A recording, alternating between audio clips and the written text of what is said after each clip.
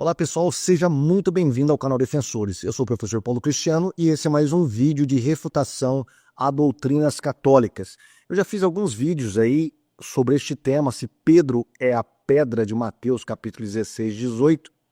E o meu último vídeo foi refutando, assim, uma refutação bem básica mesmo, né? Daquele canal Lobo Conservador, que é um canal católico que tratou sobre vários argumentos aí católicos utilizados para provar que Pedro é a pedra. Este vídeo de hoje eu vou mostrar para você, com provas documentais, que Pedro não é a pedra, utilizando daqueles mesmos argumentos. Tá? Lembra que um dos argumentos fortíssimos dele era dizer que o aramaico provava, através do Kefá, que Pedro é de fato a rocha do qual a igreja está edificada. Tá? Neste vídeo nós vamos mostrar, dentro da língua grega, dentro da língua aramaica, que isso não tem fundamentação nenhuma. Bom, vamos deixar de conversa e já vamos dar uma olhada aqui no o que nós trouxemos aqui para te provar, né, que Pedro não é a pedra. A melhor coisa é analisarmos o contexto, né, daquela passagem. Vamos dar uma olhada aqui no que aquele contexto está dizendo para nós. Será que Pedro é de fato a pedra, conforme Mateus registrou ali? Bom, o versículo 13 começa dizendo o seguinte, olha: E chegando Jesus às partes de Cesareia de Filipe, interrogou os seus discípulos, dizendo: Que dizem os homens ser o filho do homem? E eles disseram: Ou João Batista, ou dos Elias, ou de Jeremias, ou um dos profetas. Disse-lhes ele: E vós, quem dizeis que eu sou? E Simão Pedro respondendo disse: Tu és o Cristo, o Filho do Deus vivo. E Jesus respondendo disse-lhe: Bem-aventurado é tu, Simão Barjonas, porque não revelou a carne e o sangue, mas meu Pai que está nos céus. E também eu te digo que tu és Pedro, e sobre esta pedra edificarei a minha igreja. Eu quero chamar a atenção sua para o começo do versículo 13. Olha o que diz: E chegando Jesus às partes de Cesareia de Filipe. Cesareia de Filipe. Para nós fazermos uma análise de qualquer passagem bíblica, tá? Qualquer exegese, ela deve levar em conta não apenas as questões gramaticais, não apenas a questão contextual literária ali, que o que vem antes, o texto que vem antes, o texto que vem depois, tá? Isso é de suma importância. Mas também tem outros elementos que ajudam e corroboram para uma boa exegese. Por exemplo, a questão do clima, né? Não estou falando do clima em termos de temperaturas, verão, outono, inverno, nada disso.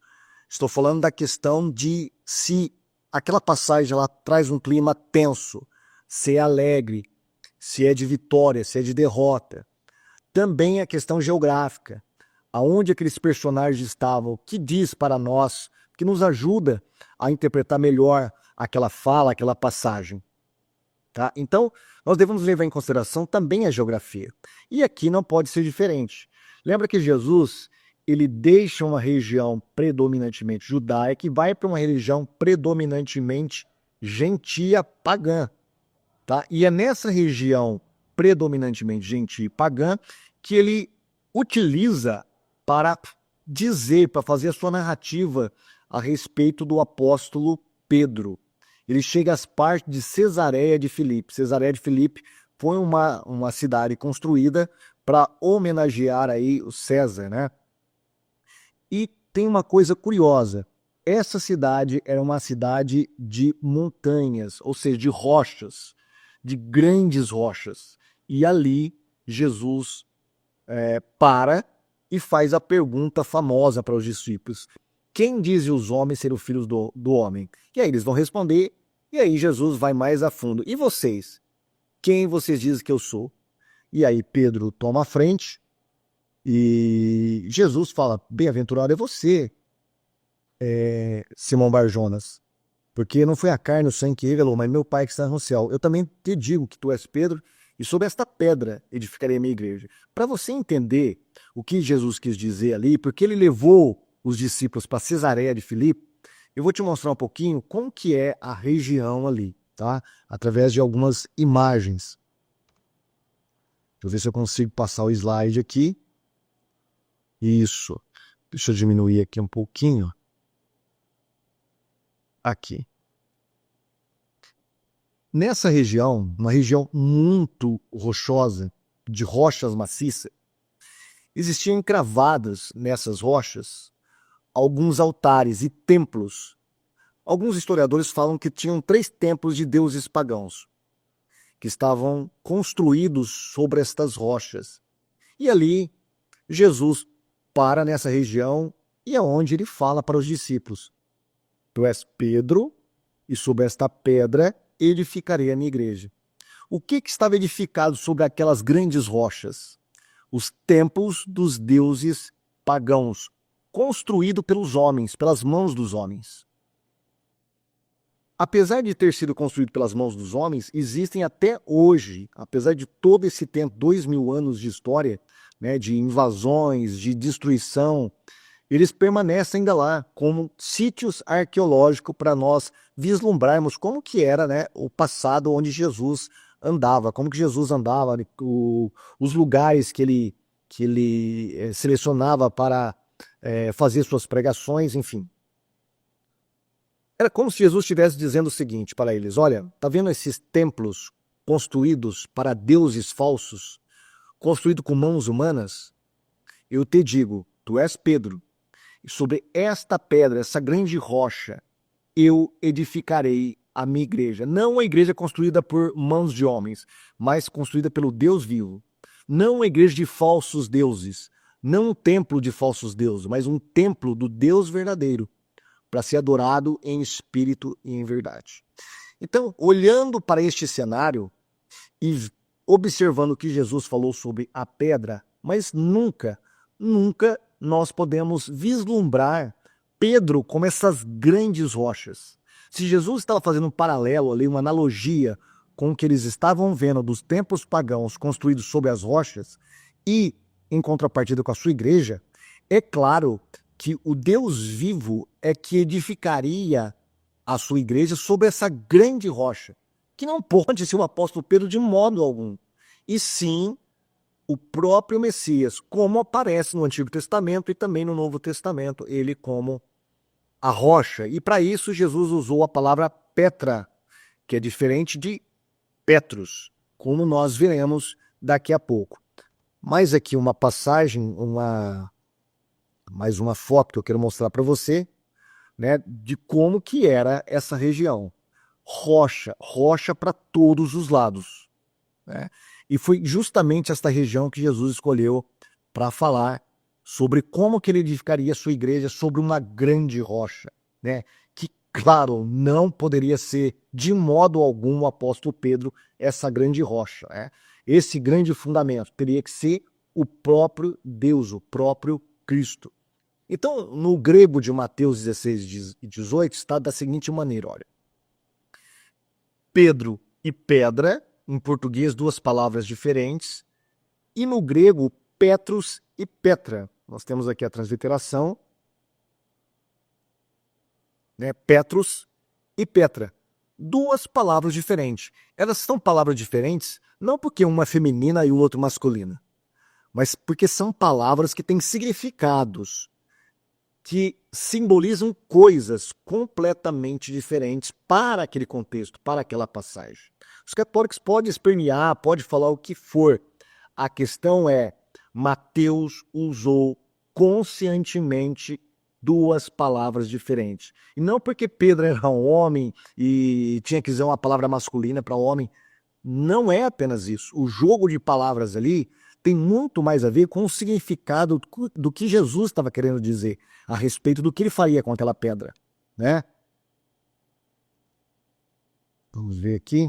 Agora, os católicos, eles usam o seguinte argumento: olha, Pedro é também a rocha. Como você viu naquele último vídeo do rapaz, ele diz que Petrus não é pedrinha pequena, porque se fosse pedrinha, o apóstolo Mateus tinha uma outra palavra para ser utilizada, que era litos. Mas ele usou Petrus, que significa rocha. Mas será que isso é verdade? É claro que não. E nós vamos utilizar aqui para isso, para provar isso, a Septuaginta. E vamos utilizar passagens dos livros apócrifos para provar que Petrus, na verdade, são pedras pequenas. Vamos lá. Segundo Macabeus 1,16, na versão da Bíblia de Jerusalém, que é uma versão arcaica, essa versão que eu estou usando, diz assim, olha, os sacerdotes abriram a porta secreta do forro, fulminaram o príncipe, arremessando-lhe pedras. A seguir, cortaram-o em pedaços. Olha, arremessando-lhe pedras. A palavra para pedra ali no grego, do qual foi escrito este livro, é petros. Ou seja, uma pedra que pode ser arremessada não pode ser uma rocha maciça, uma rocha gigante, né? Um penhasco, como nós vimos ali em Cesareia de Filipe. Tem que ser pedras pequenas para ser arremessada contra este príncipe, né? Contra os seus inimigos. Segundo Macabeus também, vai na mesma direção, olha. Todavia o povo tomou conhecimento da trama de Lisímaco. Uns se armaram com pedras, outros com paus. Alguns juntaram o pó da terra e arremessaram contra os homens. Olha, armaram-se com pedras assim como armaram-se com paus. Ou seja, eram pedras pequenas, que está sendo comparada a paus e o ajuntamento do pó da terra. Tudo isso eles lançaram contra os homens, contra os seus inimigos. Então, aqui novamente, pedras que podem ser arremessadas. No grego, você pode perceber aqui, olha, tem a palavra petros, petros, e não petra. Petros, então, são pequenas pedras que você pode arremessar contra uma pessoa. Agora, essa palavra petros, ela também pode ser combinada para formar uma outra palavra, tá? Ela pode ser combinada com boleus, que formam a palavra petroboleus. O que é petroboleus? É o atirar uma pedra, arremessar uma pedra. Boleus é arremessar, atirar. E nós vamos encontrar isso em 1 Reis, capítulo 14, versículo 14. Também em Samuel 14, 14. Está escrito, olha, agora foi o primeiro ato de armas de Jonatas e seu servo. Eles mataram cerca de 20 homens, com dardos, fundas e pedras. Ou seja, a pedra que é atirada por uma funda é petroboleus. Não é petraboleus, é petrusboleus. Por quê? Porque é uma pedra pequena que pode ser arremessada por uma funda, assim como Davi fez contra Golias. Ainda em Jó 41, 20, olha o que está escrito em Jó 41, 20 aí, a respeito desta mesma questão. Olha, a flecha não irá furar. A pedra de uma funda faz com que ele se sinta como uma folha de grama. Aí a palavra é petroboleus, ou seja, a pedra que é tirada por uma funda. Ainda na tradução da Ave Maria, em Sabedoria, um livro apócrifo, 5, versículo 22, está escrito: e o granizo cairá violentamente como uma chuva de pedras, ou seja, pedras atiradas, como se fosse uma chuva de pedras. A palavra ali no grego é petroboleus. Petro mais o atirar, o arremessar, como se fosse uma grande chuva pesada arremessando pedras. Ou seja, não pode ser grandes rochas, tem que ser pedras pequenas. E ali nós temos a palavra formada por petros, que é, claro, uma pedra pequena. Aqui nós temos a tradução Ave Maria de Ezequiel 13, 11, 13, onde diz: diga para aqueles que estão colando, a parede cairá, vai ter chuva para desmoronar, vou atirar petras. Petroboleus também é utilizado nas duas passagens onde aparece lançar pedras e atirar pedras. Tanto uma quanto a outra aparece a palavra petroboleus. Portanto, petroboleus é uma palavra usada para pedras que podem ser arremessadas, ou seja, pedras pequenas e não uma grande rocha. Tanto é assim que esse instrumento aqui de guerra, inventado na Grécia, é chamado de petrobolos. A Wikipédia diz assim, olha, uma espécie de catapulta da Grécia Antiga, usada para arremessar pedras. Arremessar o quê? Rochas? Grandes? Penhascos? Não, arremessar pedras pequenas, como você pode ver no desenho. Então leva o nome de petrosboleus e não petrabolos. Eu acho que isso aqui já acabaria com toda essa argumentação católica em torno de Petro ser rocha, né? Mas e quanto a Petra? Será que Petra é uma rocha ou é uma pedra pequena também? Como que a Bíblia traduz isso? Vamos lá. Em contraste, temos Petra inúmeras vezes no grego da Septuaginta, da rocha em Horebe, Êxodo 17:6, da penha onde Moisés viu a glória divina, da rocha da revelação a Gideão, do penhasco de Etã, da penha de Hermon, e assim inúmeras vezes no grego a respeito de rochas, pedreiras, penhas, penhascos e rochedos, tá? Todas as vezes que aparece. É claro que existe, para tudo existe exceção, mas são raríssimas as exceções. Todas as vezes que aparece Petra, está falando de uma grande rocha e não de uma pedra que pode ser arremessada. Nós vamos ver isso. Vamos ver aqui na Bíblia Ave Maria, em Mateus 7:24, na famosa passagem onde Jesus fala da casa construída sobre a rocha. Aqui, depois que ouve estas minhas palavras e as põe em prática, é semelhante a um homem prudente que edificou sua casa sobre a rocha. Aí ele fala depois que, porque estava edificada na rocha, né? Então, essa casa edificada sobre a rocha, ela não cai. E a palavra rocha aqui é traduzida no grego por Petra e não Petros. Petra é a palavra utilizada para uma rocha grande a ponto de uma casa ser edificada sobre ela. Nós temos aqui também, na Bíblia Ave Maria, Romanos 9:33, e você pode conferir também no Grêmio da Septuaginta, em Isaías 8:14, 28 e 16, essa mesma passagem, onde diz, olha, como está escrito, eis que põe em Sião uma pedra de escândalo, um rochedo que faz cair. Quem nele crer não será confundido. Então, quando você vai para o grego, você vê a diferença das palavras. Quando fala pedra, é usada a palavra litos. E quando usado rocha, rochedo, é usada a palavra petra, e não petros. Portanto, Petra é uma grande rocha, um rochedo, onde você pode edificar, claro, como segundo Mateus capítulo 7, uma casa também. Em 1 Coríntios capítulo 10, versículo 4, na Bíblia Aparecida da Editora Santuário, está escrito: todos também comeram o mesmo alimento espiritual e todos beberam a mesma bebida espiritual, porque bebiam de uma rocha espiritual que os acompanhava. E essa rocha era o Cristo. Olha a palavra que é usada para rocha, nas duas palavras, Petras e Petra. Poderia ser Petrus, não é? Se Petrus fosse uma grande rocha, mas não é. É Petra. Petra que é uma grande rocha. Agora nós temos também a passagem de 1 Pedro 2:8.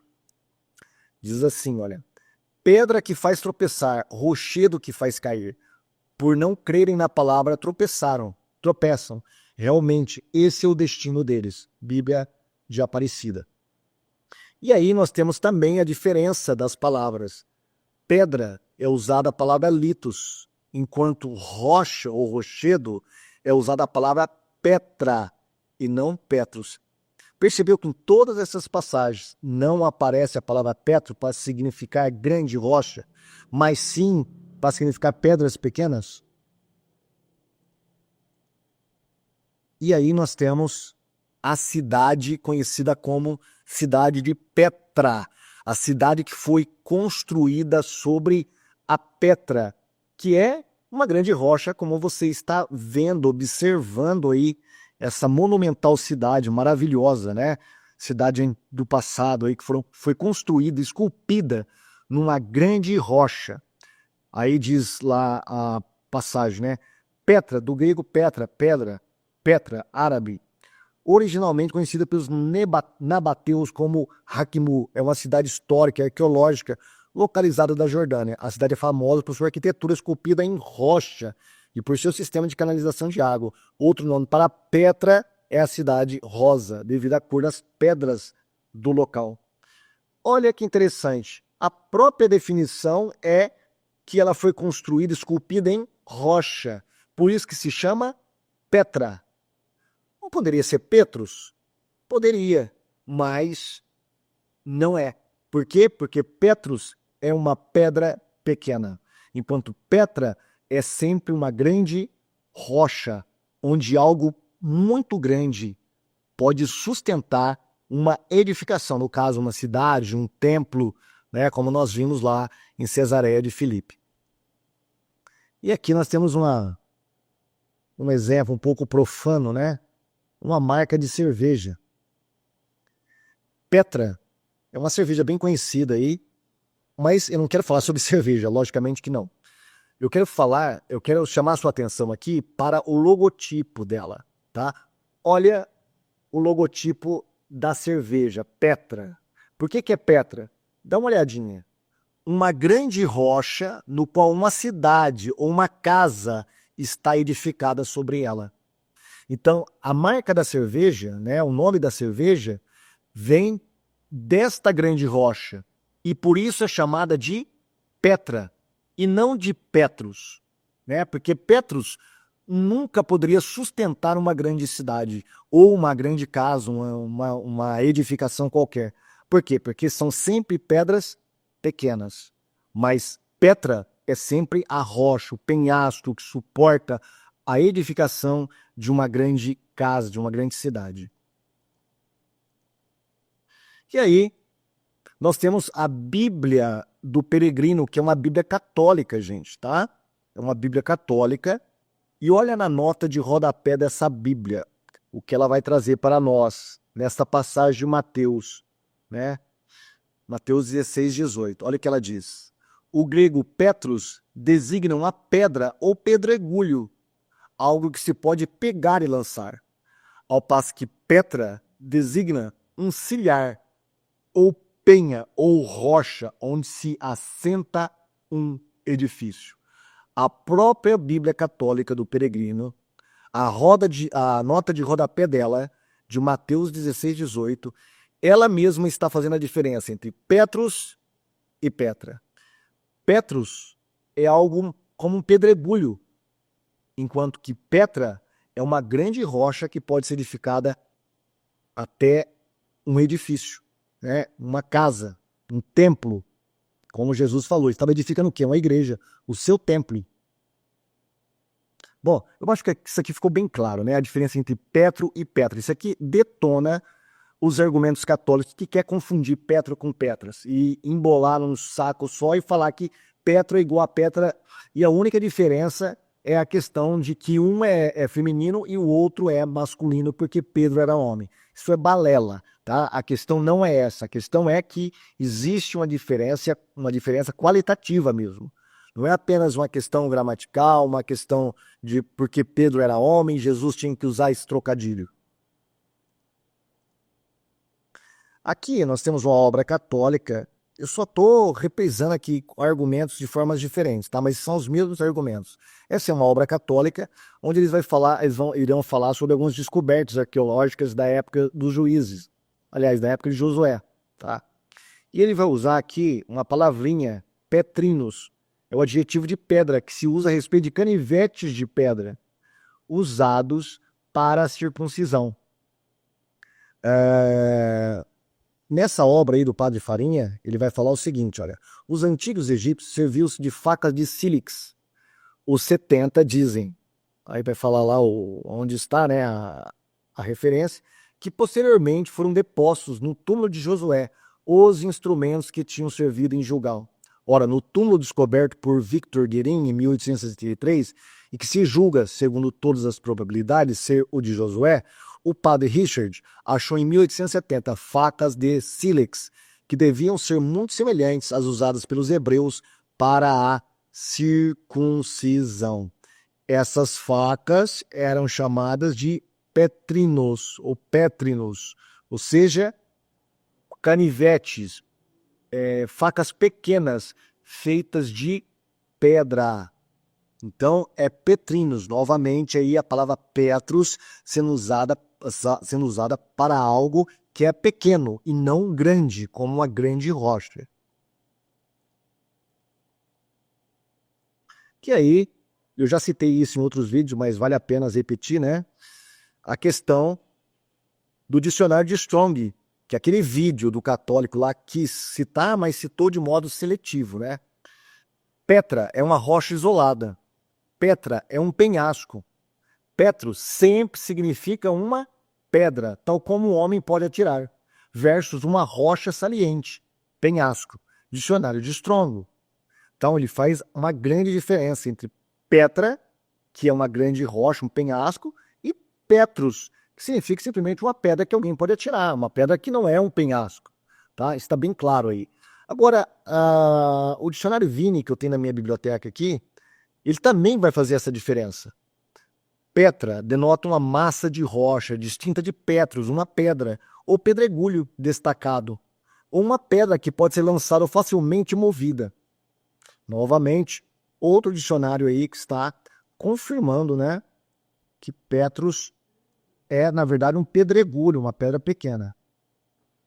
Agora, o léxico analítico do grego do Novo Testamento, da Bárbara Filberg, vai dizer também, vai na mesma linha de pensamento. Olha, Petra, literalmente rocha viva, rocha mãe, em contraste com Petros, pedra isolada. Novamente, outra autoridade no grego, confirmando aquilo que nós já estamos mostrando há muito tempo, através de muitos vídeos, tá? Mas os católicos vão falar, eles vão usar o seguinte argumento: olha, mas se Jesus quisesse falar que Pedro era uma pedra pequena, teria usado a palavra litos em grego, que significa uma pedrinha, né? Mas será que isso é verdade? Claro que não, depende tudo do contexto. Litos não é uma pedrinha simplesmente. Litos, dependendo do contexto, pode ser uma pedra grande ou uma pedra pequena. E nós vamos provar isso aqui usando a Septuaginta, em Josué 24, 26, da Bíblia da Ave Maria, olha. Josué escreveu tudo isso no livro da Lei de Deus, tomou em seguida uma pedra muito grande. Olha aqui, uma pedra muito grande. Que palavra foi usada para pedra? Litos. Como você pode ver no destaque em vermelho aqui, que eu usei litos, litos. É a palavra para pedra muito grande. Então, litos não é uma pedrinha simplesmente, tá? Então, litos pode ser uma pedra de qualquer tamanho. Mais uma vez, os católicos cometem erros gravíssimos, né? Aqui, novamente, a palavra grande pedra, usada a palavra litos também, em 1 Samuel 6, 14, 18. Grande pedra, em 1 Samuel 14, 33, a palavra é litos. Então não pode ser simplesmente uma pedrinha, tá? Então o argumento católico que se Jesus quisesse usar para falar de Pedro, que ele era uma pedrinha, teria usado litos. Mas não. Ele poderia ter usado litos para falar que Pedro também é uma grande pedra.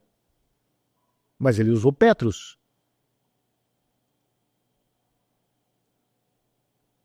Aqui, no Novo Testamento, nós vemos a diferença entre litos e Petra. Olha o que diz Mateus 27, 60. E o pôs no seu sepulcro novo, que havia aberto em rocha, e rodando uma grande pedra, megalitos, para a porta do sepulcro, foi-se. A palavra rocha aqui é Petra. Olha, não é Petros, né? É Petra.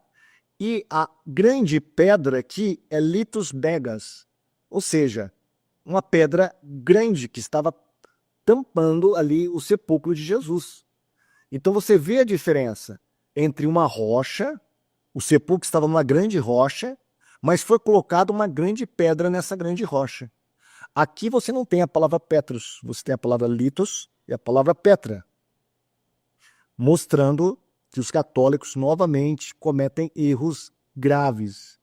Marcos 16:4, e olhando viram que já a pedra estava revolvida, e era ela muito grande. Aqui nós temos a palavra litos, para pedra muito grande. Uma pedra enorme, tá? Que era a pedra que estava no sepulcro de Jesus. Então o argumento católico não procede. Mas eles não se dão por vencido e vão partir para o aramaico, né? Como nós vimos no vídeo.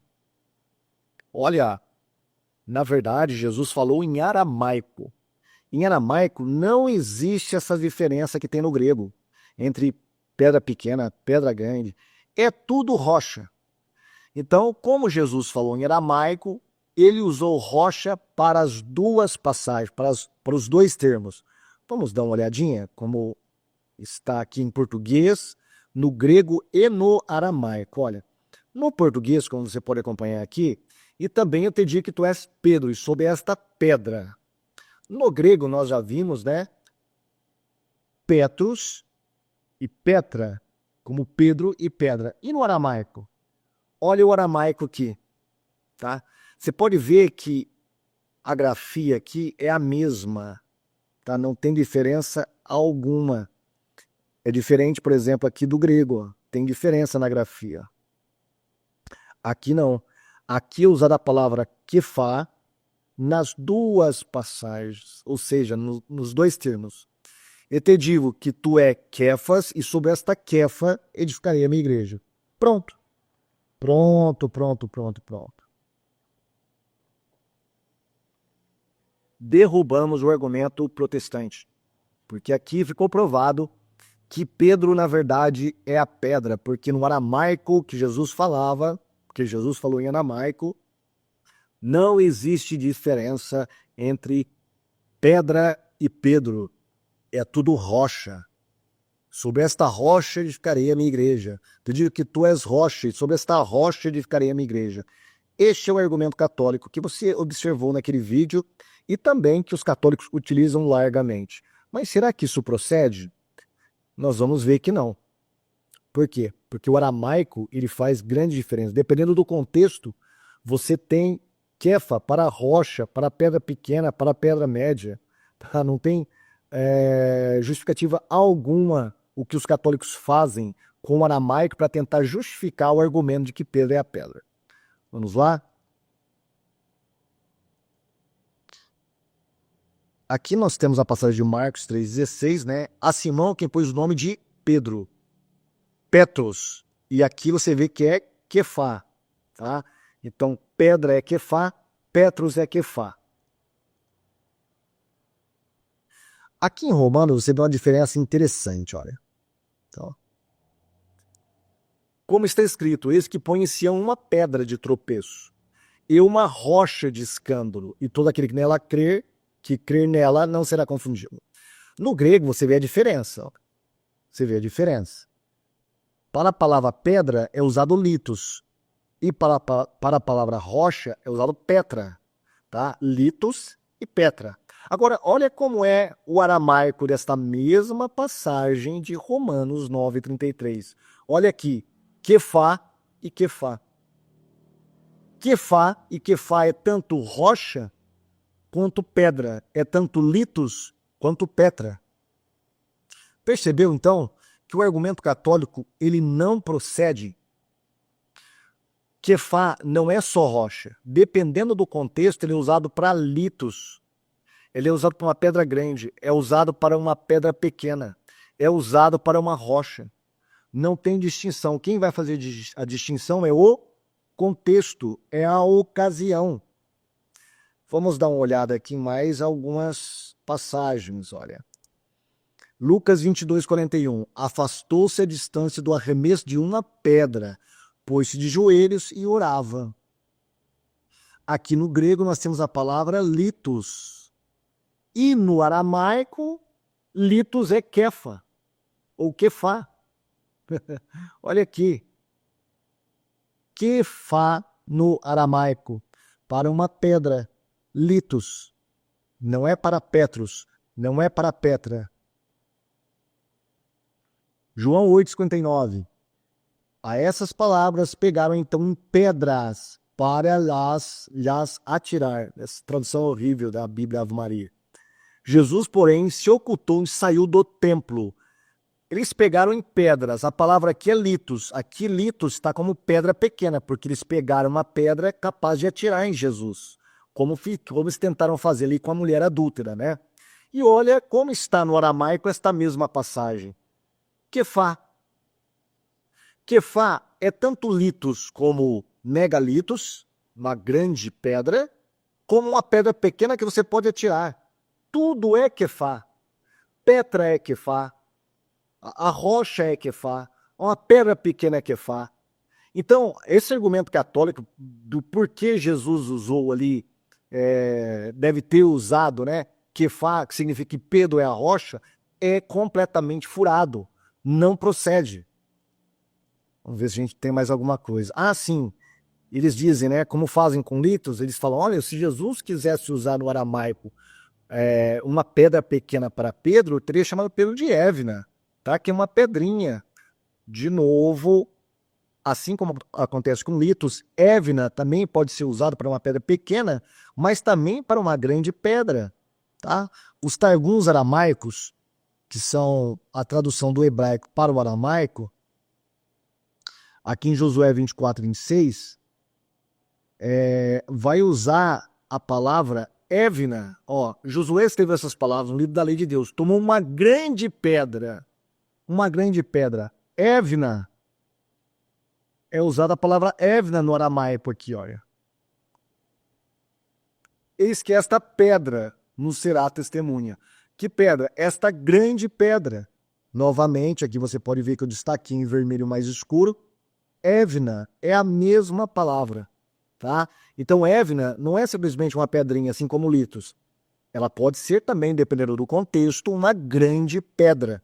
Ora, Jesus poderia ter usado para Pedro ser uma grande pedra. Não usou. Aqui, de novo, né? Em outra passagem, Juízes 9:5, sobre uma pedra. Foi à casa de seu pai, a Ofra, e matou seus irmãos, os filhos de Jerubaal, 70 homens, sobre uma pedra. Essa pedra deveria ser grande para matar homens, né? 70 homens sobre esta pedra, tá? Não seria uma pedra pequena. Aqui é usado nos targuns aramaicos, nos textos targuns de aramaico, a palavra Évina. Não é Quefá, é Évina. Provando que Évina não é uma pedra pequena, uma pedra de qualquer tamanho, assim como é litos no grego. E aqui eu vou trazer um outro exemplo para você de outras palavras que também, como o aramaico é uma palavra pobre, ela pode ser usada de diversas maneiras. Por exemplo, o verbo amar em aramaico, a famosa passagem de Jesus, né? E depois de terem jantado, disse Jesus a Simão Pedro: Simão, filho de Jonas, amas-me mais do que estes? E ele respondeu: sim, Senhor, tu sabes que te amo. Disse-lhe: apacenta os meus cordeiros. E olha como está no grego. No grego, a primeira palavra para amor, amas-me, é agapaz, que vem de ágape, o amor de Deus. A resposta de Pedro, te amo, né, a raiz dessa palavra é philos, que é um amor de amigos. Não é o amor divino, o amor perfeito. É um amor de amigo, de amizade. Então nós temos duas palavras para amor aqui no grego sendo utilizadas. Tá? No português você não vê essa diferença, mas no grego você vê essa diferença. Agora, olha como que o aramaico traduz pela mesma palavra, tá? Hashem e da Hashem, que é uma preposição. Ama e te amo. É a mesma palavra. No grego há diferença. No aramaico não há diferença alguma. Não há diferença alguma. Assim como Quefá. Jesus poderia estar falando, tu és Quefá, no sentido de ser uma pedra pequena, e sobre este Quefá, no sentido de ser uma grande rocha, edificaria a minha igreja. Tudo depende do contexto. Não é a questão da palavra, não é a questão da grafia, porque o aramaico é uma palavra, ele tem um idioma pobre. Pobre no sentido de ter uma palavra para diversos significados. Como você viu aí, a palavra Quefá, a palavra Hashem, eu acho que essa é a pronúncia correta, né? Se não for, vocês me perdoem, que mostra, né, que uma mesma palavra pode ter sentidos diferentes. E aqui eu quero responder algumas objeções dos católicos romanos, mas eu creio que você entendeu, né? Aqui nós acabamos com os argumentos católicos, apelando para o aramaico. Eles apelam para o aramaico para tentar mostrar para você, que não conhece nada de aramaico, que ali é a mesma coisa. A palavra Quefá significa rocha, já que Jesus usou a palavra nos dois lugares, então significa que Pedro é rocha também. E nós vimos pela própria Bíblia que Quefá é uma palavra pobre, pode ser usada tanto para pedra pequena, para pedra média, para grandes rochas, é usada a palavra Quefá. Tá? Então, tudo depende do contexto. Agora, quem que vai dar para nós qual era o significado que Jesus queria dizer ali naquela passagem? Mateus. Porque quando ele escreve em grego, ele traduz o significado deste contexto. Ele poderia ter usado Petros nas duas passagens, como Petra nas duas passagens, mas ele fez a diferenciação. Jesus usou Petra com um significado bem pretendido, de grande rocha, já que ele estava naquela região onde os discípulos poderiam ver aqueles templos construídos sobre aquelas grandes rochas, e a palavra Petros, identificando Pedro como uma pedra pequena. Tá? Mas aí nós temos algumas objeções dos católicos, vamos respondê-las uma a uma aqui. Não são todas, tá? Eu separei as principais. Primeira objeção, o pronome demonstrativo esta pedra, isso foi usado naquele vídeo do católico, né? O pronome demonstrativo esta pedra, tal T, se encaixa melhor em Pedro do que em Jesus, né? Eles vão falar assim, olha, esse pronome demonstrativo aqui, ele sempre está se referindo ao seu antecedente, o que vem atrás dele. Então, esta pedra só pode se referir a Pedro, essa palavra esta. A pedra se refere a Pedro que veio antes. Este é o argumento. Tá? Mas será que isso tem apoio bíblico? Será que Jesus, quando falou esta pedra, não poderia estar falando sobre ele? Claro que poderia. Por exemplo, nós temos João capítulo 2, versículo 19 ao 21. Olha o que Jesus diz. Jesus respondeu e disse-lhes, destruí este templo. Preste atenção na palavra usada. Este templo, se eu não me engano, no grego é tauton. E em 3 dias o levantarei. Disseram, pois, os judeus, em 46 anos foi edificado este templo. E tu levantarás em 3 dias, mas ele falava do templo do seu corpo. Olha aqui, Jesus está dialogando com os seus inimigos, os judeus, provavelmente fariseus ali. E ali ele fala, olha, destruí este templo. Os fariseus entenderam que era algo que estava fora de Jesus. Estava se referindo ao edifício do templo, ou seja, algo que estava longe. Mas aqui João fala que Jesus está falando dele mesmo, do seu corpo. Então ele usou a palavra este templo, assim como ele usou a palavra esta pedra, falando dele mesmo. Este templo estava se referindo a ele mesmo, tá?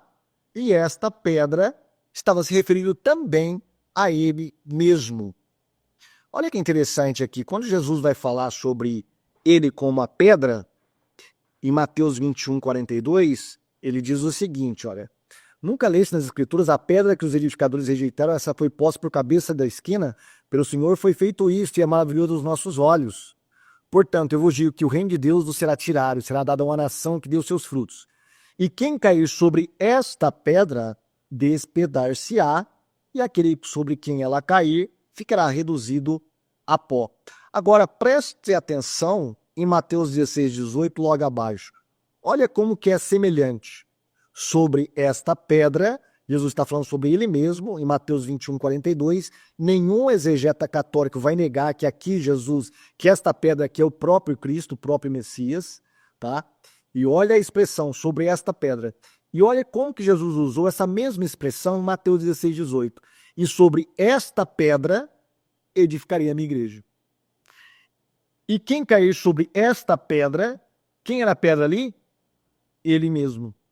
E aí ele fala sobre uma outra pedra. E sobre esta pedra edificarei a minha igreja. Então, a pedra que os edificadores rejeitaram e sobre a qual eles caíram é Jesus. Assim, também é a pedra na qual ser ele mesmo edificaria a sua igreja. Não tem para onde fugir, tá? Isso aqui mostra cabalmente que a pedra, esta pedra, aponta dentro do contexto para o próprio Cristo, para o próprio Messias. Vamos ver aqui mais um outro argumento. No grego, não existe distinção de essa e esta. E o pronome demonstrativo este e esta nem sempre aponta para o antecedente, que é o argumento que o católico utilizou, e muitos católicos utilizam, né? Então eles vão falar assim, olha, o pronome demonstrativo esta sempre está apontando para o seu antecedente, aquele que veio atrás dele. No caso, quem vem atrás é Pedro. Então, a pedra só pode se referir a Pedro.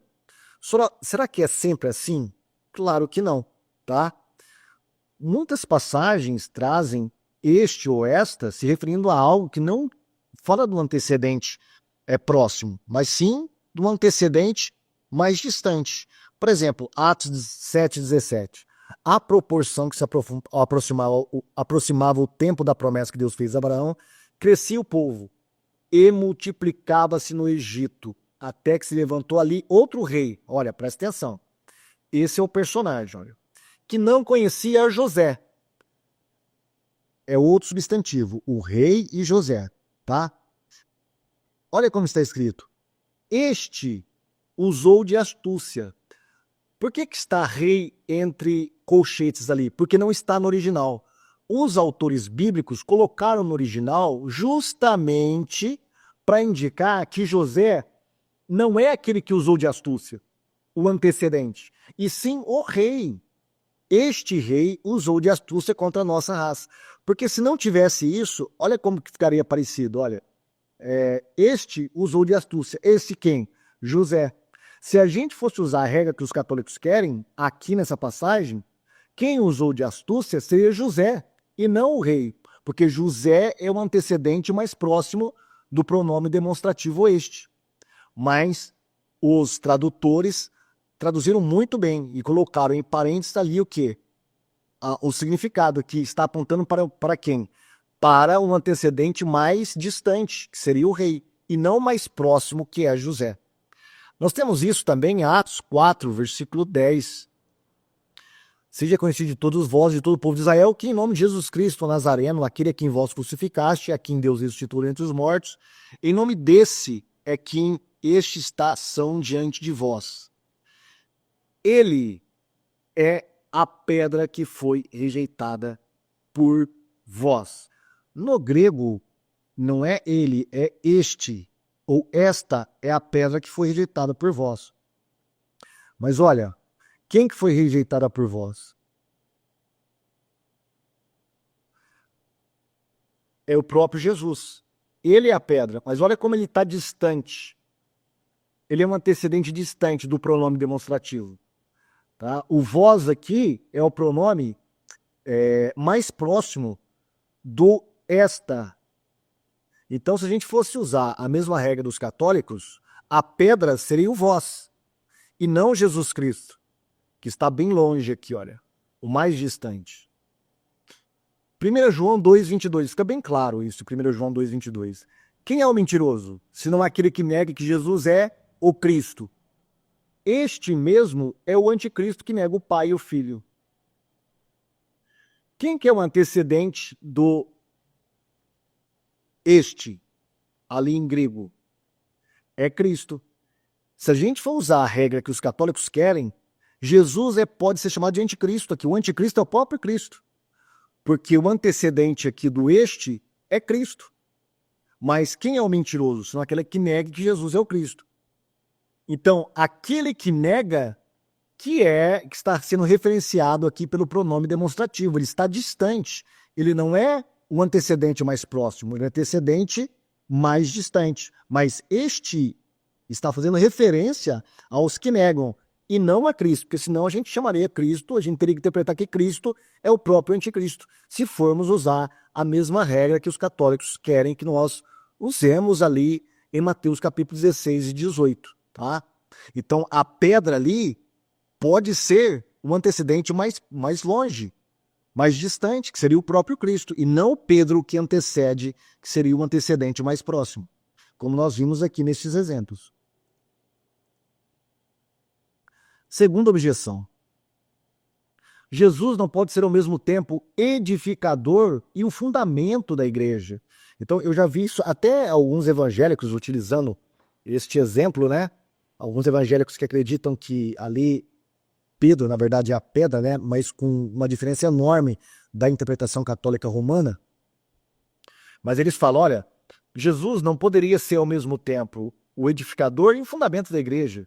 Se ele é o edificador, o fundamento é outro. Se ele é o fundamento, o edificador tem que ser outro.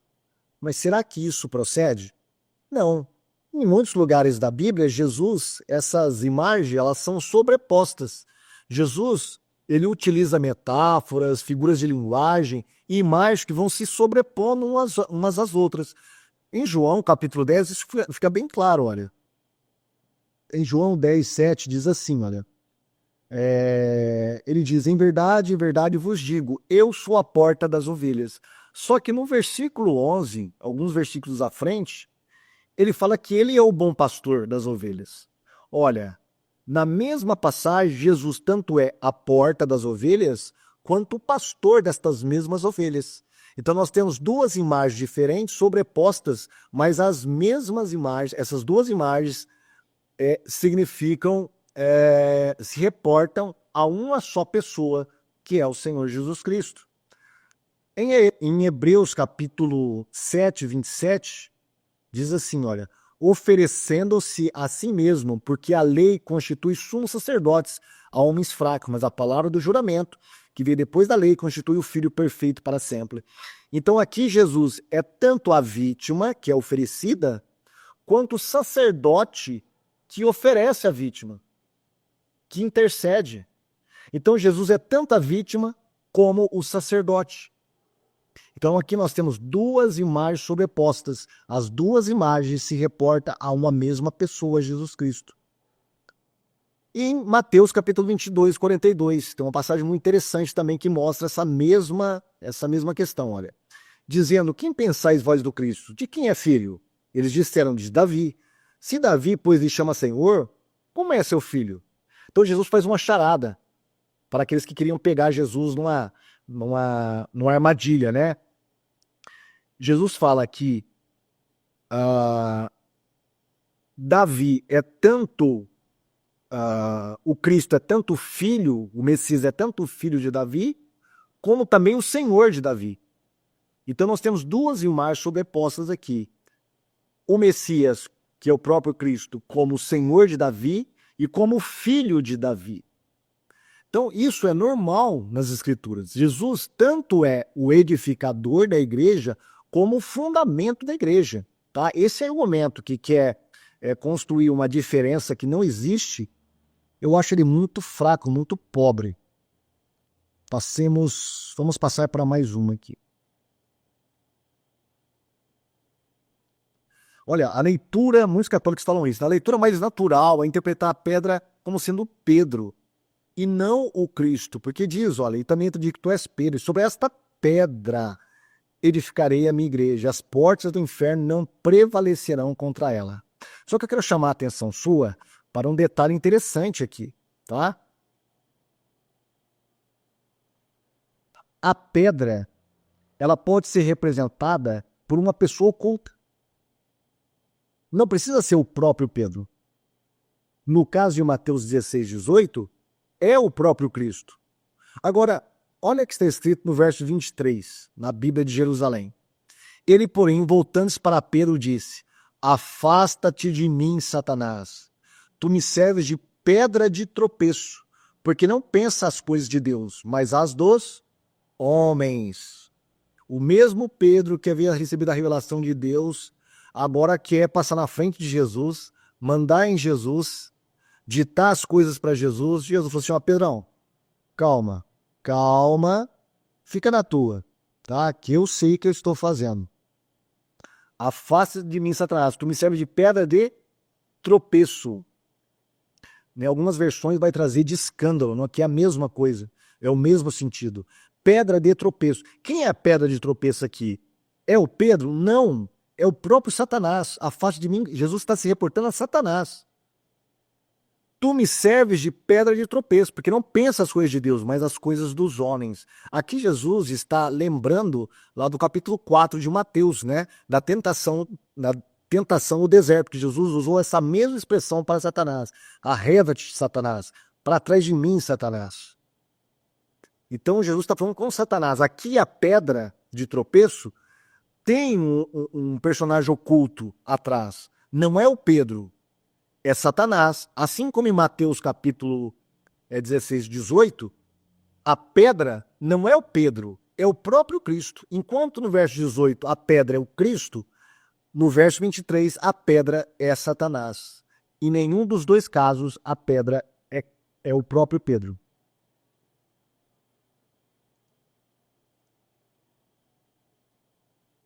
Outra objeção aqui que nós vamos lidar com ela. Pedro é a rocha, pois Jesus estava falando sobre Pedro. Então, o argumento deles é o seguinte, olha, Jesus está falando sobre Pedro aqui, tá? O diálogo é entre Cristo e Pedro. Eu te digo que tu és Pedro, né? Não foi, bem-aventurado é tu, Simão Barjonas, porque não foi carne e sangue que revelou. Por isso eu te digo que tu és Pedro, e sobre esta pedra edificarei a minha igreja. Será que Jesus estava falando sobre Pedro em todo o contexto? Ou estava falando sobre ele mesmo? É claro que ele estava falando sobre ele mesmo. Ele começa dizendo, olha, quem dizem os homens ser o filho do homem? Então, Jesus estava chamando a atenção para ele, para a figura dele, para a messianidade dele. Aí eles vão falar, tal, João Batista, Elias e tal. E aí ele fala, olha, e vocês, quem diz que eu sou? Jesus está falando para os discípulos. Então, tudo está girando em torno de Cristo. Todo o contexto fala sobre Jesus e não sobre Pedro. No verso 20, Jesus reporta aos discípulos dizendo, olha, não diga ninguém quem eu sou, tá? Não diga ninguém quem eu sou. Então, do começo ao fim dessa perícope, a questão é a identidade de Cristo. Não é a identidade de Pedro, é a identidade de Cristo. E para melhorar isso ainda, nos versos 27 e 28 desse mesmo capítulo, Jesus termina isso com uma visão de Daniel, né, do Filho do Homem, vindo sobre as nuvens em grande glória. E ali, quando a gente vai para o capítulo 7 do livro de Daniel, a gente vê o Filho do Homem recebendo poder, e ali uma grande rocha, uma grande pedra esmiuça todos os reinos do mundo. Qual é a figura que representa essa grande rocha? Logicamente o Messias, tá? E o Messias nós sabemos que é Jesus. Então a rocha ali é o próprio Cristo. Então dentro deste contexto tudo aponta para Jesus, tá? A figura do Filho do Homem é Jesus, simbolizado por essa grande rocha que é o próprio Jesus. Ele pergunta quem é ele e tudo gira em torno da sua identidade. E sem falar também, né, na questão da geografia, em Cesareia de Filipe.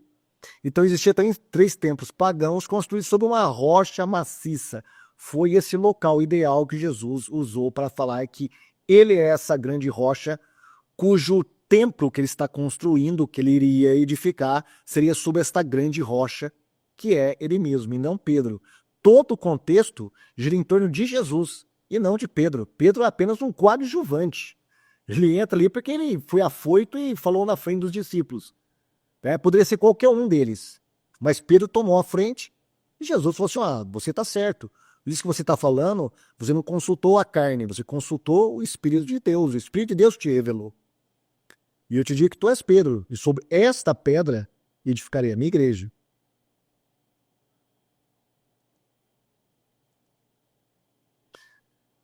A questão da pedra, dessa rocha, ela é muito forte na literatura judaica, tá? Ela sempre simboliza o Messias, com raríssimas exceções. Aqui eu peguei um livro do Kenner, comentário sobre o Evangelho de Mateus. Ele vai falar uma coisa interessante, olha. Ele vai citar uma passagem do Tratado da Seita de Qumran. Ele vai dizer o seguinte, olha. Pois tu estabelecerás o fundamento sobre a rocha, e a estrutura pela corda de medição da justiça, e as pedras provadas, tu colocarás pelo fio de prumo da verdade para construir um muro poderoso que não balançará, e nenhum homem que entrar ali vacilará. Portanto, a ideia de uma comunidade fundada sobre uma rocha está presente no meio judaico da época de Jesus. Tá? Então essa ideia de fundar uma comunidade sobre uma rocha já existia antes de Cristo. Tá? E Cristo, então, ele se apropria desta ideia geral e fala, olha, a comunidade que eu estarei fundando é a igreja sobre esta grande rocha. Agora, a rocha na comunidade de cura era sempre o próprio Deus. Tanto é assim que esse outro estudioso aqui, esse pesquisador, ele escreveu um artigo muito interessante, Uma Rocha no Caminho, possibilidades de leituras judaicas de Mateus 16, 18. Ele vai falar, olha, sob nenhuma circunstância um judeu tanaítico pensaria em Pedro como a rocha. Os textos do Antigo Testamento e os paralelos da Septuaginta não teriam permitido isso. A rocha se refere à divindade. A comparação com Abraão naquele contexto era muito mais provável. Então, dentro da literatura judaica, o próprio Deus era a grande rocha, do qual tudo estaria sendo fundamentado, fundado, edificado. Essa é a estrutura mental do qual Jesus se utilizou para proferir aquelas palavras. Quinta objeção, vamos lá. Essa eu peguei do J. Carson, né, lá do seu livro sobre o comentário de Mateus, inclusive citado por um católico João lá, que tentou me refutar. Ele diz assim, o grego faz a distinção entre Petros e Petra apenas porque tenta preservar o jogo de palavras. E no grego, o feminino, Petra, não pode servir muito bem como nome masculino. A ideia é, olha, Jesus nunca poderia usar Petra para Pedro, porque Pedro é homem. Então não pegaria bem na cultura judaica isso, chamar o homem de um apelido feminino.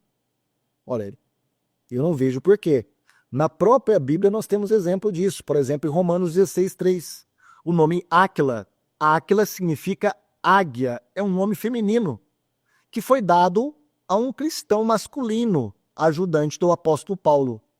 É claro que a palavra áquina é uma palavra latina, mas entre romanos e judeus, a gente pode usar o mesmo padrão cultural também. Seria também uma ignomínia, né?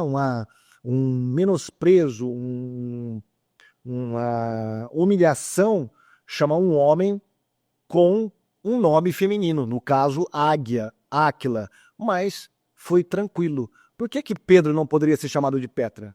Não tem o porquê. Não tem o porquê. E outra coisa, se foi a questão do jogo de palavras, porque o feminino não combina com Pedro, que é masculino, a gente resolveria o problema rapidamente. Jesus poderia ter usado a forma masculina. Então, por que Mateus não usou tu és Petrus, e sob este Petrus, Tauton Petrus, edificarei a minha igreja? Resolveria todo o problema. Né? Tu és Petrus, e sob este Petrus, edificarei a minha igreja, inclusive com o pronome para o masculino, Tauton, e não Taute, que é o pronome feminino. Resolveria o problema. Mas Jesus usou isso? Não. Mateus, ele identificou muito bem, ele interpretou muito bem o que Jesus queria dizer. Mesmo se fosse aramaico ali, que a gente não sabe. Mesmo se fosse aramaico, kefá. Tá? Quando Mateus foi traduzir isso, ele interpretou que Jesus utilizou realmente Petra para uma grande rocha e Petrus para uma pedra pequena. Tá? Não tem para onde fugir. Sexta objeção.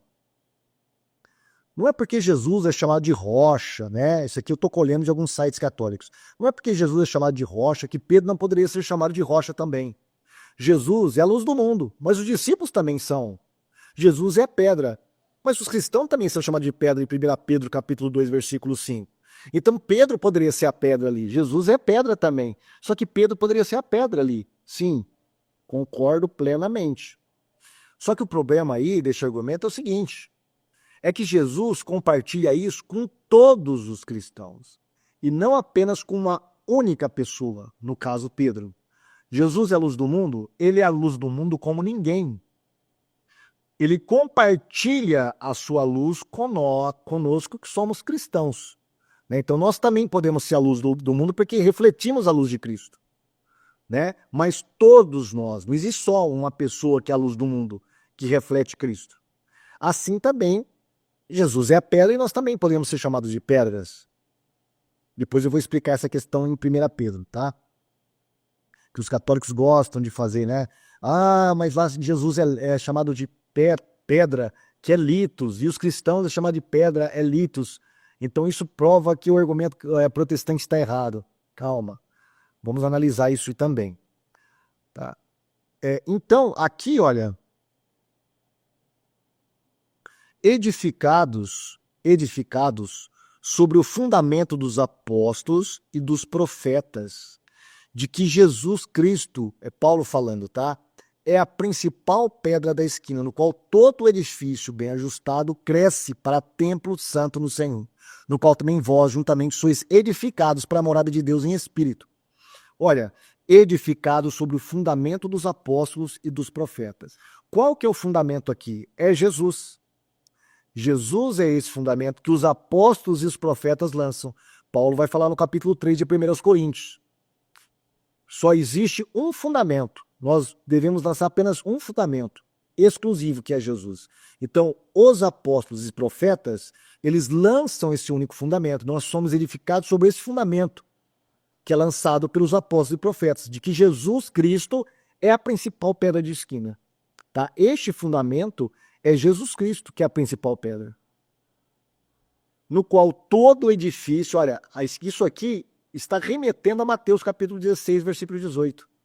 Tá? Um fundamento, um edifício sendo construído sobre ele, no qual seria a igreja, bem ajustado pela pedra principal de esquina, cresce para templo santo no Senhor. Assim como tinha os templos pagãos sobre a rocha lá em Filipe, de Cesareia, em Cesareia de Filipe, aqui também a rocha é Jesus. O que está sendo construído sobre ela é um templo também, só que é um templo santo no Senhor.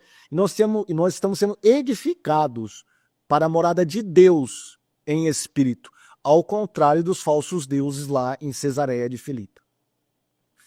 Muito bem, mais um argumento desmantelado aqui, tá? Então, de fato, Jesus é a pedra, nós também somos a pedra, mas em Mateus capítulo 16, Jesus é o único fundamento. Nós não somos fundamentos da igreja, nós somos pedras, não fundamentos da igreja. Nós somos a pedra principal, nós somos pedrinhas que estamos sendo construídas como edifício nesse grande fundamento. Então não vamos confundir as coisas. E Pedro não tem exclusividade em nada aqui.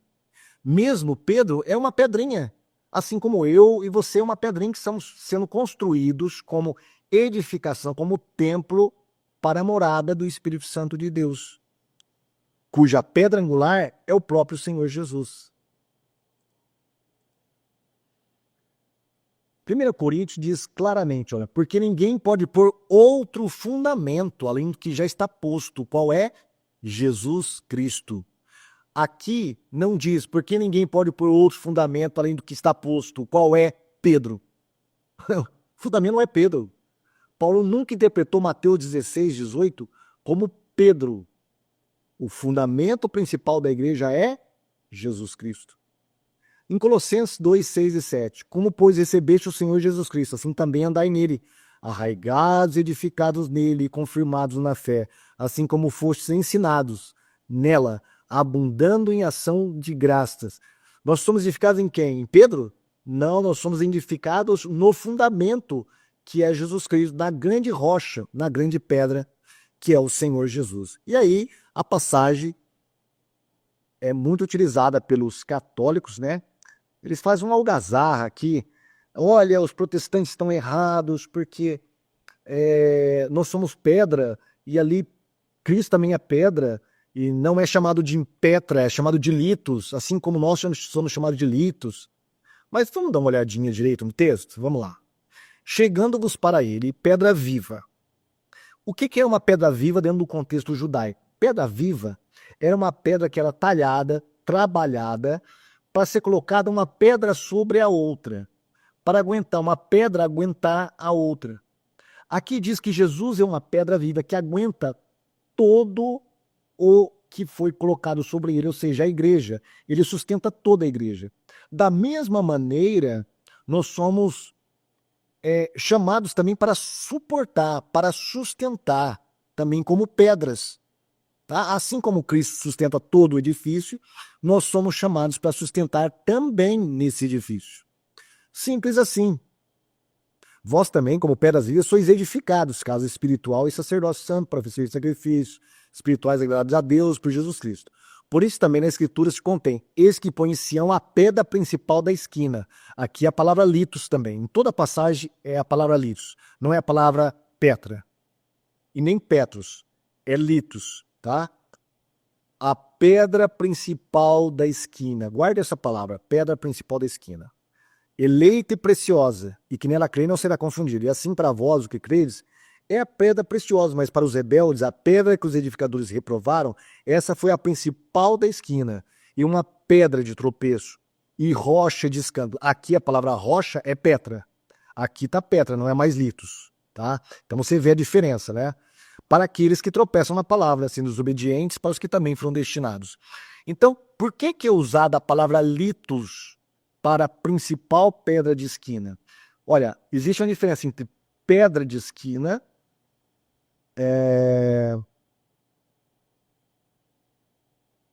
qual que é? Pedra de esquina e pedra angular, tá? Ou principal pedra. As duas expressões são usadas para Jesus. Tanto a pedra de esquina quanto a pedra angular. A pedra angular era a pedra que sustentava o edifício. Por exemplo, antes deles construírem, né, a edificação, eles colocavam aqui em cima uma pedra considerável, que ela que sustentava todo o edifício que vinha depois. Tá? Então essa era chamada pedra angular. Se ela caísse, iria desmoronar todo o edifício. E ela então que sustentava todo esse edifício. A pedra de esquina eram pedras que eram colocadas assim, olha. Realmente formava uma quina, tá? Aqui e aqui. Era uma pedra que ia sustentando o edifício também e amarrava toda a construção. Jesus é a pedra que amarra essa construção. Por que aqui a palavra Petra não é usada? Porque tanto a pedra de esquina quanto a pedra angular são pedras pequenas. A palavra Petra não se encaixaria aí. Então, por isso se usou a palavra litos, que são pedras trabalhadas, tá, para sustentar essas edificações. Só isso. Não tem nenhum problema em Pedro usar a palavra litos para Jesus e para nós também. Não tem nenhum problema e isso não refuta em nada os argumentos protestantes. Tá? Só na cabeça de católico mesmo. Agora, olha como dizem o que falam alguns pais da igreja sobre isso. Olha. Né? Nós falamos que nós somos a luz do mundo, nós somos o sal da terra, assim como Jesus é. Né? Nós somos pedra, assim como Jesus é também. E aí, Pedro não tem uma autonomia em relação aos demais apóstolos, porque os demais apóstolos também eram pedras, era rocha também, tá? Se formos considerar Pedro como rocha, os demais apóstolos também eram rocha. Mas Pedro é Petrus, é uma rocha tirada de uma grande rocha, é um pedaço de rocha, né? Uma pedra considerável que você pode atirar. Assim também eram os apóstolos. Olha o que dizem os pais da igreja, Isidório de Sevilha. Os demais apóstolos foram colocados em igualdade com Pedro, em uma comunhão de dignidade e poder. Cipriano de Cartago, a todos os apóstolos, o apóstolo ressurreição, ele dá um poder igual. Os outros apóstolos também eram o que Pedro era, dotados de uma comunhão igual, tanto de honra quanto de poder. Agora, Orígenes. E se também tivermos dito como Pedro, tu és o Cristo, filho do Deus vivo, não como se a carne e o sangue nos tivessem revelado, mas pela luz do Pai Celestial, que brilhou em nosso coração, tornamo-nos como Pedro. E para nós poderia ser dito pela palavra, tu és Pedro, pois cada discípulo de Cristo é como uma rocha. Percebeu? Então nós somos, se Pedro é a rocha ali, Origens está falando, cada um de nós pode ser uma rocha também. A partir do momento que a gente confessa que Jesus também é o Cristo. A partir do momento que a gente confessa que Jesus é o Cristo, filho do Deus vivo, também nós somos chamados de Pedro. Também nós somos uma rocha. Se for interpretar Pedro como uma rocha. É isso que esses apóstolos, que esses pais da igreja estão falando. Olha, Pedro não tem uma autoridade sobre os apóstolos, porque ele foi chamado de Pedro, ou uma pedra. Não, todos eram o que Pedro era, tá? E eu poderia ficar citando vários pais da igreja aqui falando sobre isso. Agora, alguns questionamentos que eu quero deixar para os meus amigos católicos. Eu sei que o vídeo está grande e talvez eu vou até fazer alguns recortes nele, mas vamos ver. Vamos lá. Se esta interpretação colocando Pedro como a rocha, alicerce da igreja, é tão importante, por que nem Marcos, ajudante de Pedro, nem Lucas relata tal episódio? Só Mateus que relata aquele versículo 18. Os outros apóstolos, João nem menciona, e Lucas e Marcos, eles param antes, bem antes. E isso é interessante, né? Marcos 8, 27. E saiu Jesus e os seus discípulos para as aldeias de Cesareia de Filipe. E no caminho perguntou aos seus discípulos, dizendo: quem diz os homens que eu sou? E eles responderam: João Batista, e outros, Elias, mais outros, um dos profetas. E ele lhes disse: mas vós, quem dizeis que eu sou? E respondendo Pedro lhe disse: tu és o Cristo. E admoestou-os para que ninguém dissesse aquilo dele. É muito interessante isso, porque Marcos, segundo a tradição, ele foi discípulo de Pedro, andou com Pedro, escreveu o evangelho baseado na pregação e nas memórias de Pedro. Agora, se Pedro fosse a pedra de Mateus, por que Marcos para por aqui o seu evangelho?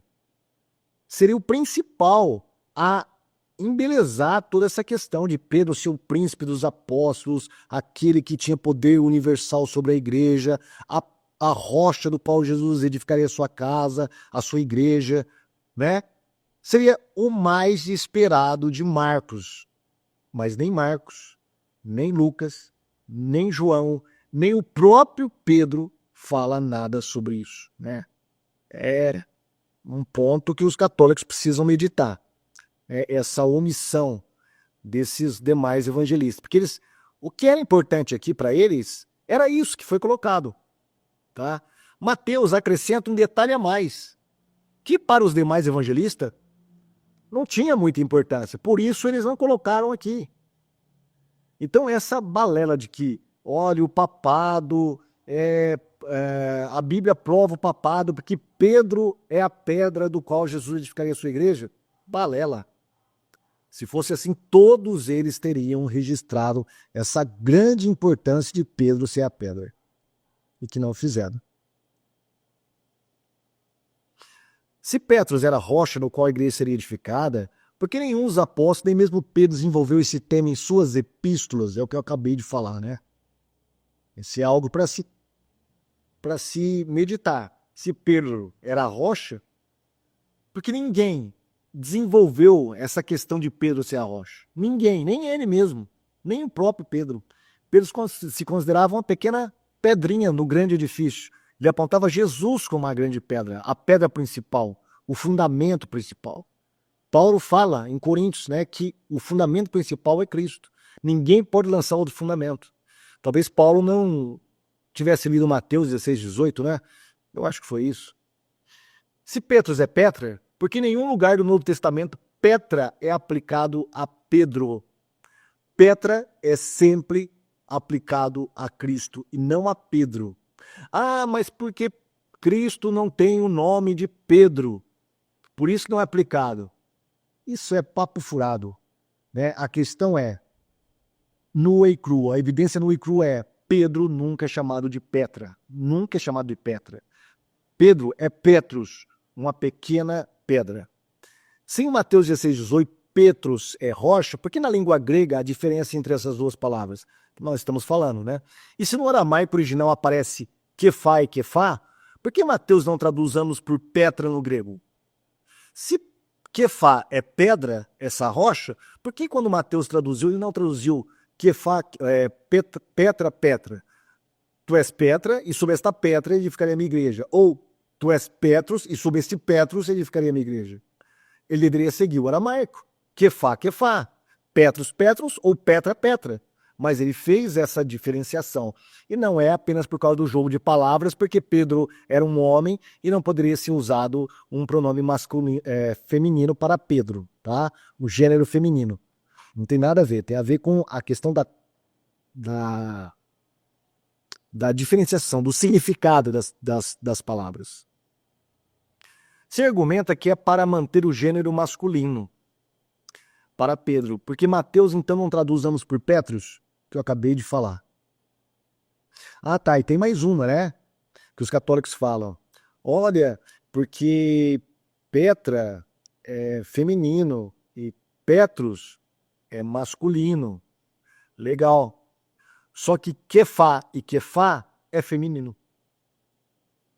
No aramaico é feminino. Então essa desculpa de que porque Petros é masculino e Petra é feminino, e isso funciona no grego.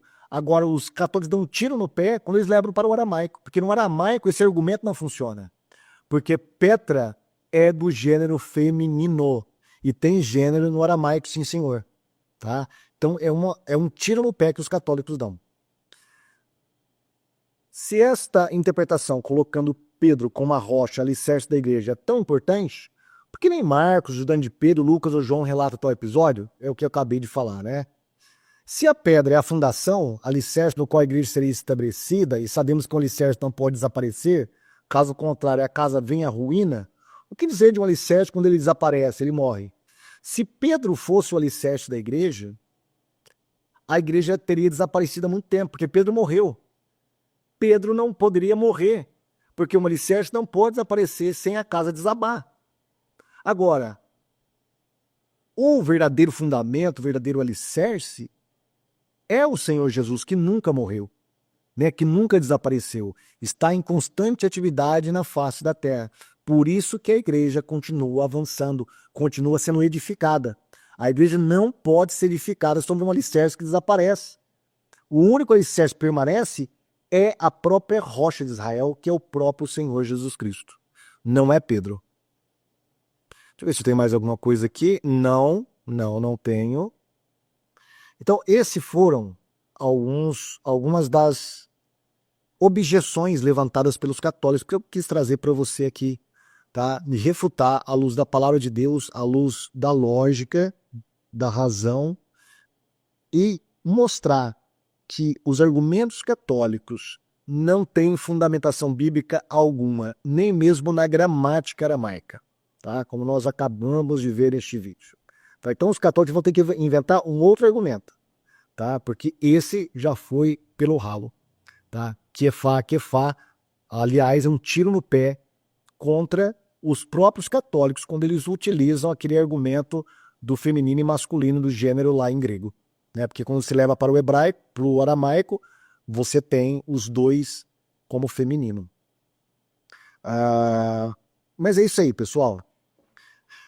Que Deus abençoe a sua vida, que você possa edificar na sua fé através da apologética que nós fazemos aqui. Não esqueça de se inscrever no nosso canal, tocar o sininho, deixar o seu comentário e espalhar o nosso trabalho, os nossos vídeos para as suas comunidades, para a sua igreja, para a sua célula, para a escola dominical, para aqueles irmãos que estão fracos na fé, achando que os católicos têm razão. O católico tem razão coisíssima nenhuma. O católico não conhece nem Bíblia.